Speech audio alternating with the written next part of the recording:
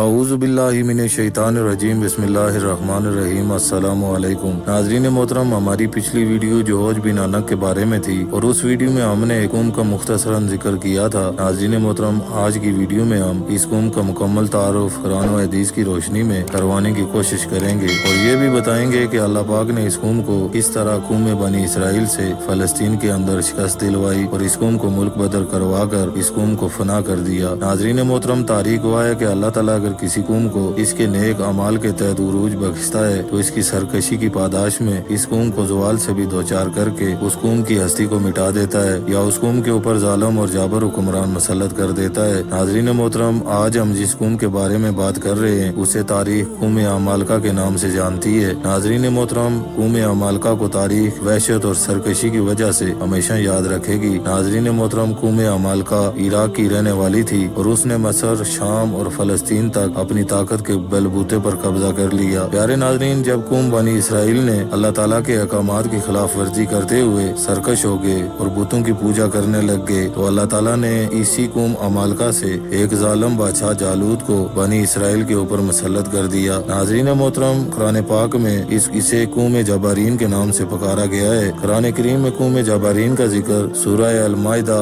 آیات نمبر 20 اور 26 میں ہے۔ ناظرین محترم، یہ واقعہ کچھ اس طرح ہے جو قرآن پاک میں بیان کیا گیا ہے کہ جب اللہ تعالیٰ نے قوم بنی اسرائیل کو فرعون کی غلامی سے نجات بخشی تو اللہ پاک نے حضرت موسیٰ علیہ السلام سے کہا کہ اے موسیٰ، اپنی قوم کو لے کر ارض فلسطین میں داخل ہو جاؤ اور وہاں جو قوم عمالقہ قابض ہے اس کو وہاں سے باہر نکال دو۔ اے موسیٰ، اللہ نے ارض مقدس کو بنی اسرائیل کے لیے لکھ دیا ہے، لہذا اپنی قوم سے موسیٰ علیہ السلام مخاطب ہوئے اور بولے کہ اے میری قوم، اللہ تعالیٰ نے ہمیں حکم دیا ہے کہ قوم عمالقہ کے اوپر حملہ کر کے ان کو ارض مقدس سے نکال دو۔ اللہ تعالیٰ کی مدد تمہارے ساتھ ہے۔ لیکن بنی اسرائیل جنگ کے لیے راضی نہ ہوئے اور وہ یوں بولے کہ اے موسیٰ، تو اور تمہارا رب عمالقہ سے لڑو، ہم یہیں بیٹھے ہیں۔ پیارے ناظرین، اللہ تعالیٰ کی اس حکم عدولی کی پاداش میں اللہ پاک نے قوم بنی اسرائیل کو میدان طیہ میں قید کر دیا اور قوم بنی اسرائیل اس صحرا میں 40 سال تک بھٹکتی رہی۔ وہ سارا دن اس صحرا میں چلتے لیکن ان کو راستہ نہ ملا۔ میدان طیہ موجودہ شام اور مصر کے درمیان 30 کلومیٹر کا ایک میدان ہے۔ اس صحرا میں نہ ان کے لیے کھانے کا سامان تھا اور نہ پینے کے لیے پانی۔ موسیٰ علیہ السلام اپنی قوم سے ناراض تھے لیکن انہوں نے پھر بھی اپنی قوم کے لیے دعا کی